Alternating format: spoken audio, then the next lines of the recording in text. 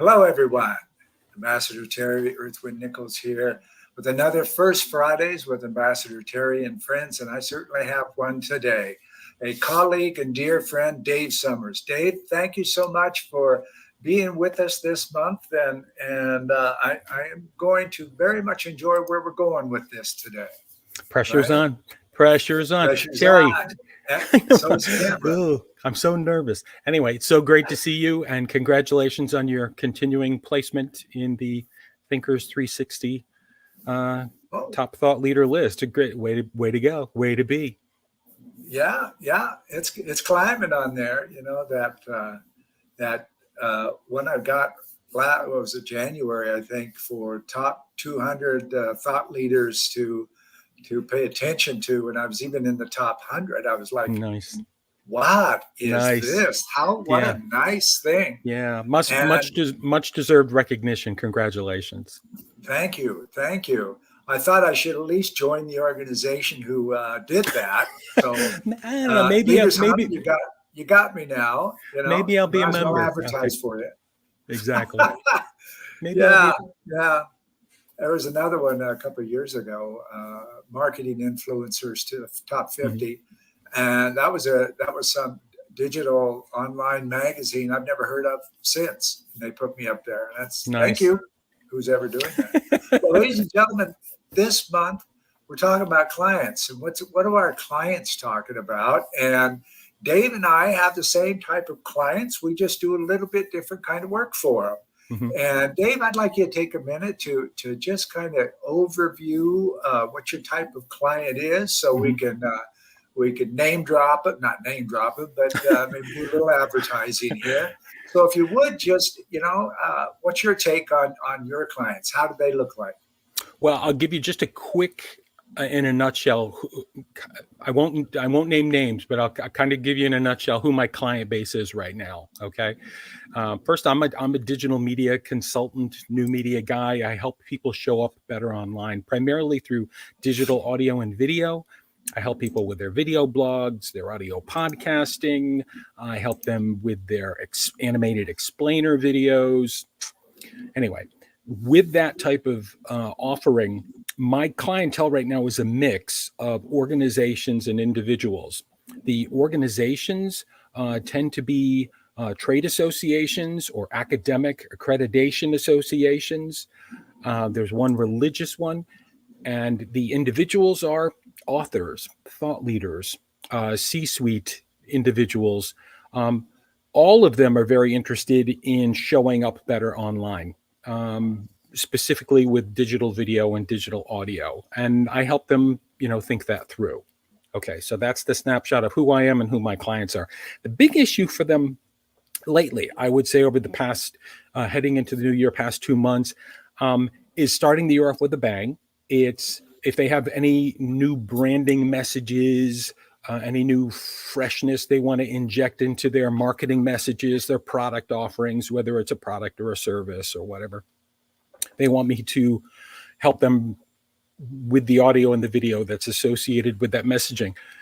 And we have to stay obviously in sync with the brand, the colors, the fonts, any of the imagery that they use, the logo designs, their branding, credos and doctrines that I can't break. And it's upgrading the content they already have in place and the new stuff that obviously they want to bring to market. And many of them now where they have been putting off a weekly or a biweekly or a monthly program like a podcast or a video blog or a live video broadcast. They're legit fully engaged and want to talk about it, if not actually doing it. A lot of them are coming to me with questions about how much of this whole process can be automated. You're reading an awful lot about AI and ChatGPT and even some of these AI capabilities being able to generate content for videos or for audio or whatever. And, they're looking for guidance on that. I don't think they're looking to squeeze me out of the picture and just work with a computer, but they're looking for recommendations about how to best leverage that. So that's one of the big things there. I would say another thing that they're really, really kind of wrapped around the axles with is with all this technology, with all of this stress, with all this competitive challenges that they're facing across continents, across nations, globally, they still want to be authentic. At the end of the day, they still want to be authentic. They still want to be Ambassador Terry. You know what I mean? They still want to be Joe Bag of Donuts. They still want to be, this plumbing and heating thing. And that's the challenge, because it's so easy to get sucked into that. Well, we can supercharge your marketing efforts or how you appear online through this like very, Pixar industrial light and magic, flashiness that in my mind challenges a lot of people's authenticity, their credibility. The second you go above the line that I call enough, the second you go above that, you kind of go into, I don't want to say fraud, but you go in a place that's not true to your brand, that stresses credulity, and that makes people wonder about who you really are, and if you've lost the specialness that made you, warts and all. But if you're below that line, and believe me, 97, 98% of the videos on YouTube are below that line, your quality, your video quality, your audio quality, your graphical quality is awful, if it's there at all. So you have to hit that enough line, and that's the challenge. Those are two of the big challenges. There's other details involved there. Every group or client has a story to tell, but those are some of the ones to prime the pump. Yeah. Ladies and gentlemen, for those of you who are listening to this either live or recording, thank you for being here, for number one. And, get out there and make mistakes. It's okay to try. If you go back and look some early videos of me, oh my God, I didn't say that. I didn't wear that. I didn't, there's a lot of things. Step up, step out, do your reading, is what you're talking about as you're walking in the dog in the park, your brand? Is it a valid message, or you just want to be the funny person that comes out with a funny video each week?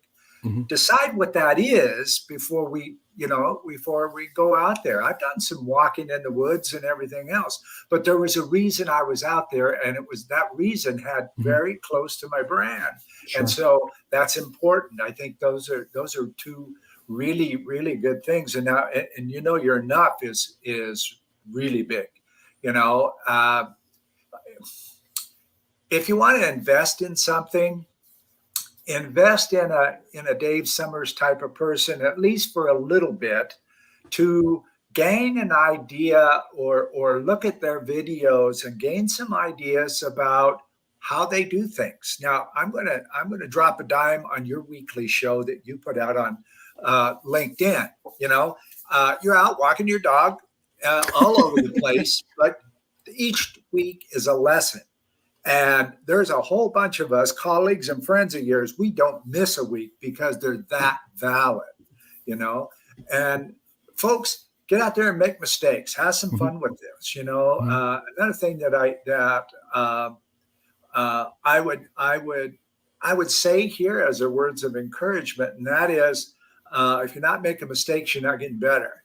And you only make mistakes because they're only learning experiences. Whether you fail at something or you succeed in something, both ways you learn something to take with you going forward. Yeah. And try to leave the angst of what happened wrong behind you, but learn the lesson. Take the lesson. The lessons are powerful. Mistakes that I made years ago, I don't make anymore, and that's good. And I look for them. I have a little checklist of my lives, for instance, to make sure everything goes off, and it still doesn't come off every so often. The mic's not on correctly or something, that's life happens. Sure. Just don't do it regularly, learn from those. That's very powerful.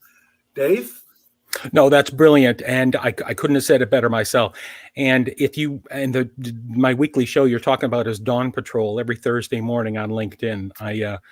I roll out a new Dawn Patrol, and it's kind of it's like the two sides of a coin. What I'm trying to do with Dawn Patrol, one side is I'm an old crusty guy and I got things that sort of swim around in my head when I'm walking my dog. Who doesn't? Right. And so and I find creative ways of making those observations.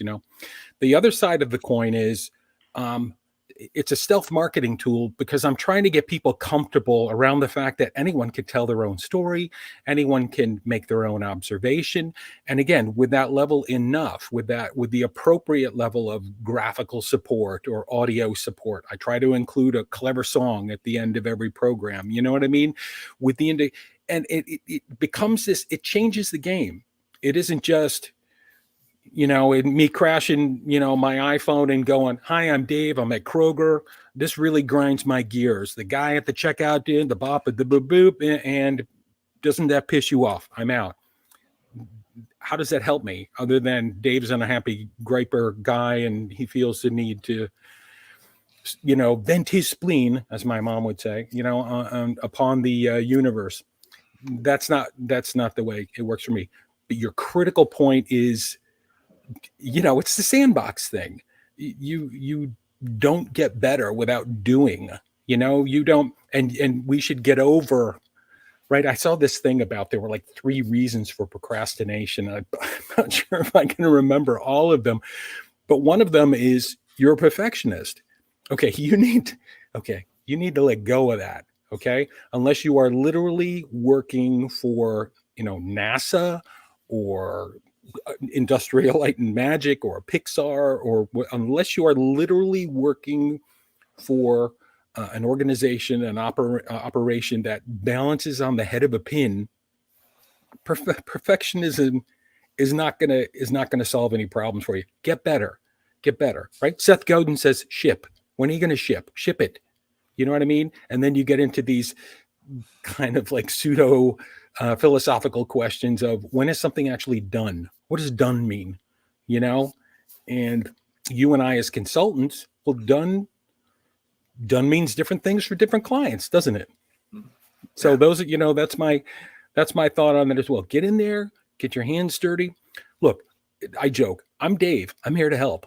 You know what I mean? I'll help you make mistakes. I'll help you figure stuff out. And I've got like 4 or 5 things that could give you a quick start on how to think about this type of thing. One I'll share really quick, is when people who don't know me come to me and say, "Dave, I need a video." Well, of course, again, the Jekyll Hyde thing where, Jekyll goes, "Yes," you know what I mean? That kind of thing. And Hyde goes, "Okay, time out. Video is sort of an answer in search of a question. Okay, I need a video. I'm sure you do. Let's talk about the video." And then you go down the path of what's the use case, you start with questions like, "Who's your audience?" Okay. And I think like 6 times out of 10, I'll get well, pretty much everybody. And then you throw another flag on the play and you go, "No, unless you have a budget that allows me to create a 7-part Discovery Channel miniseries about dark matter or Einstein and gravity and stuff like that, we're not doing a video for everybody." You know what I mean? We'll do a series of short videos that target specific customers, specific challenges, specific fears, specific messages. And they're like, "Well, that won't cover everything." And I'll go, "Don't worry. The call to action at all of those videos is good news. There's a place you can go for more info. Here's my phone number. Here's 18 PDFs you can download. You know what I mean?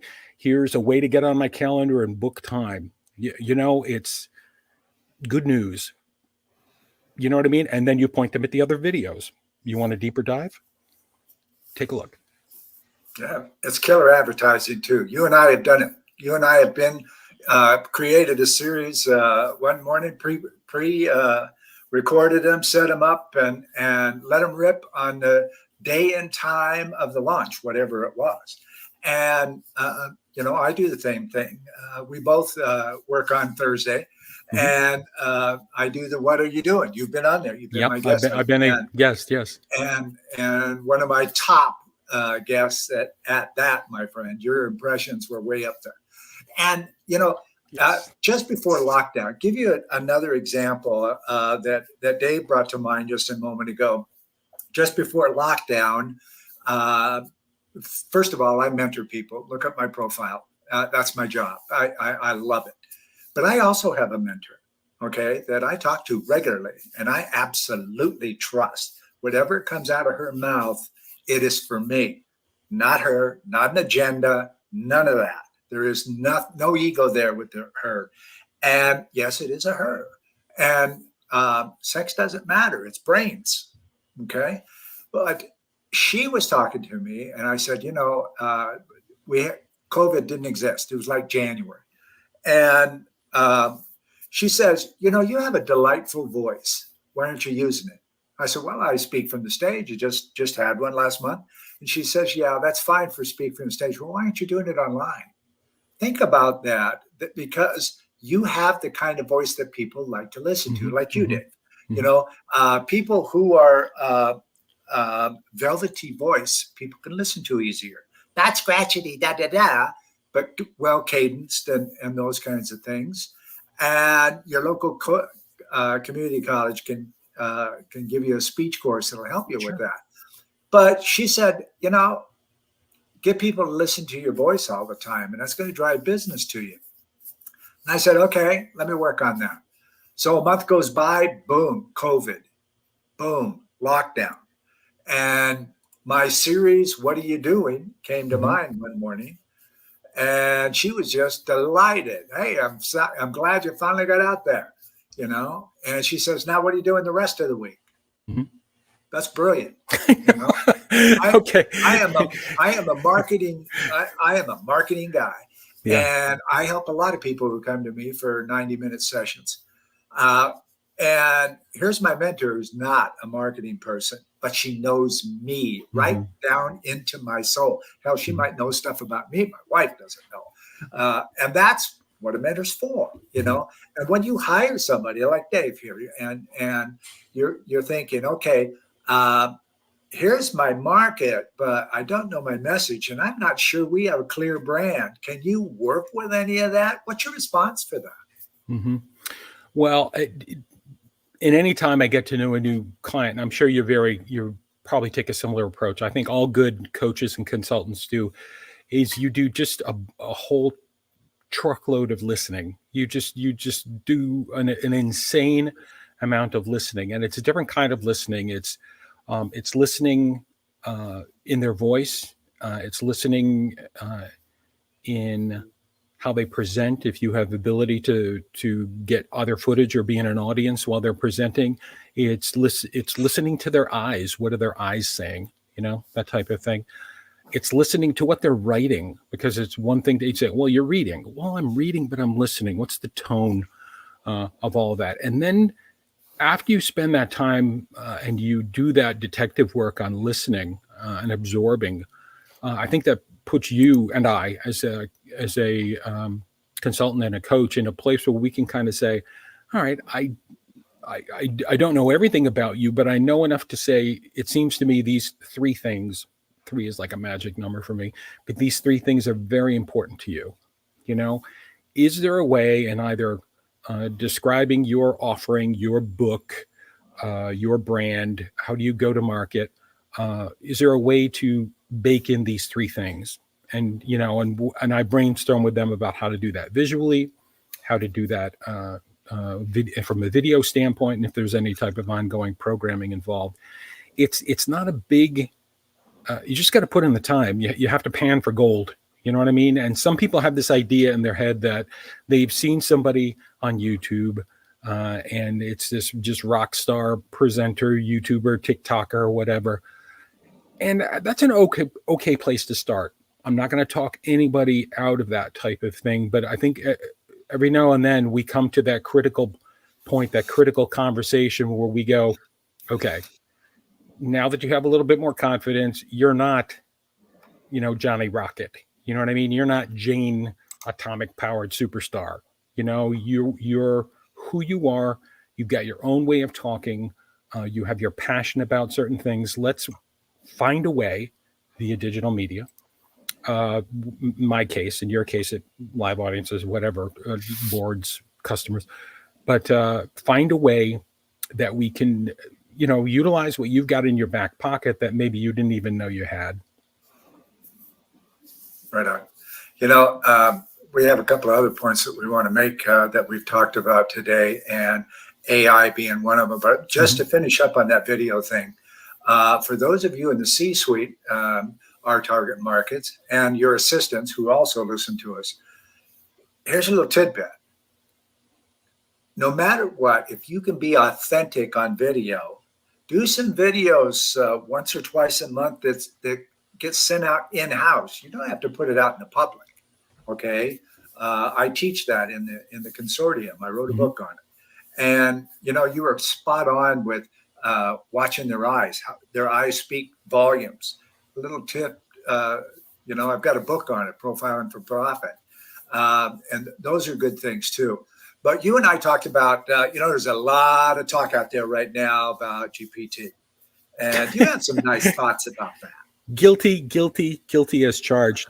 I have to admit, I wasn't an early adopter. I was not the first guy there, but I would say within the first, I'm going to say 5% of the people who visited, I spent some time there, and it was eye-opening. And I can understand where some folks would be amazed, would be blown away. I can understand why some folks would be scared to death about this type of thing. To me, it was, the more I played with it, the more I could see. It's only because I'm interested in special effects, but the more I could see sort of the matte lines. I could see the lines. You could still pick out the seams between the programming and the algorithm and the data it was sourcing it from. You could spot the seams, and they're not ugly. And ChatGPT is way beyond any of the early branching conversational tools, agents. Even in gaming, they did it for a while. Things that, Terry, you and I might have played with a couple decades ago.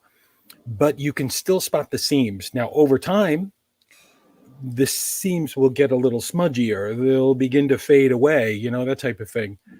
My take on AI as a partner is totally in alignment with what Kevin Kelly has espoused. And Kevin Kelly is the co-founding editor of Wired Magazine. Read all of his books. I'm totally in the tank fanboy for Kevin Kelly. He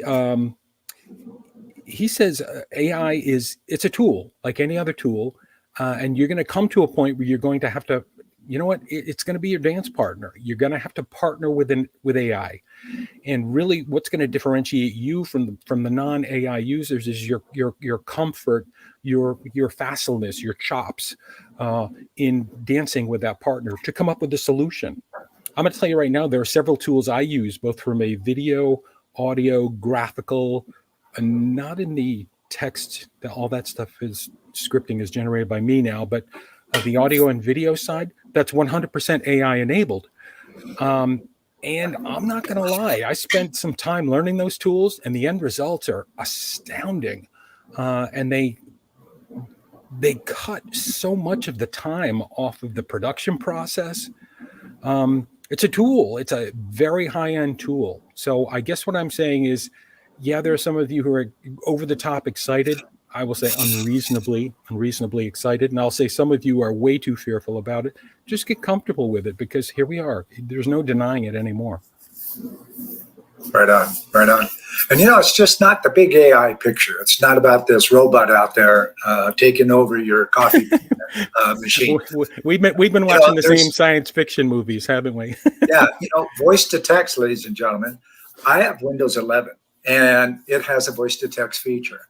Yeah. My greatest stuff comes out of my mouth, not out of my fingers, because I'm a little slower with my fingers than I am with my mouth. So if I have an idea, I pop up voice to text, and I just talk to the computer for a while. Yep. And that gives all the ideas, rough outline, all the kind of stuff that I'm going to think about with this. and then I put it away for a little while, and then I come back hour or two, day or two later, and go, okay, let's take a look at this. Is it workable? Sometimes it's not. Yeah. But The a point lot is of times it's like, oh my God, yeah. that's brilliant.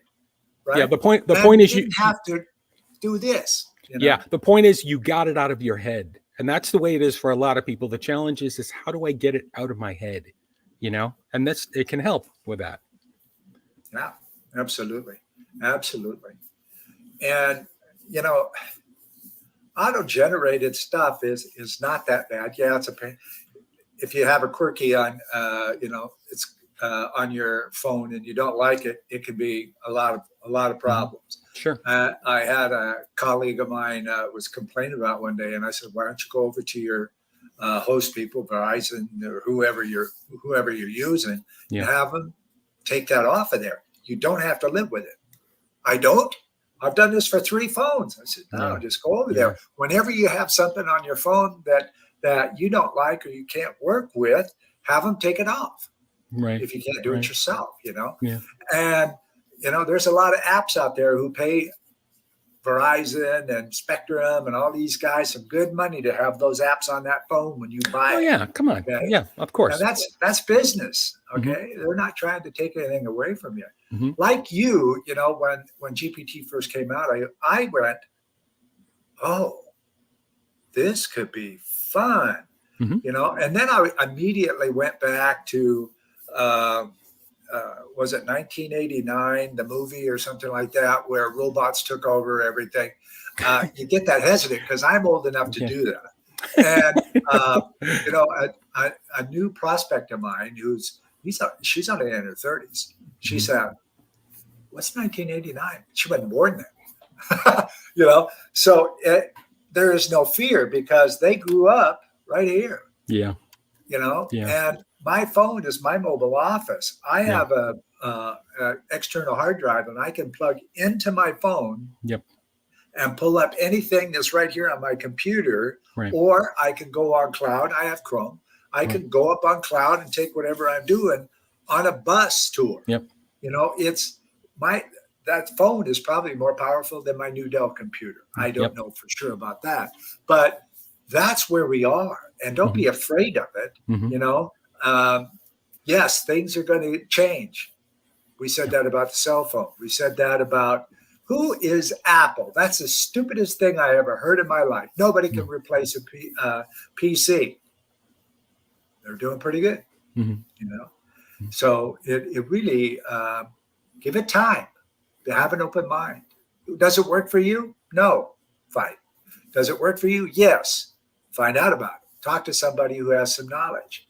Or, I have an extra laptop that I can go in and play with stuff and not crash me. Okay. Those are things that I've learned over the years. And they're very relevant today. Any more thoughts on AI, my friend? I could talk for hours about it. I think we're in a pretty good place. I would advise anyone who hasn't done Chat GPT, just give it a shot. Go in and noodle with it.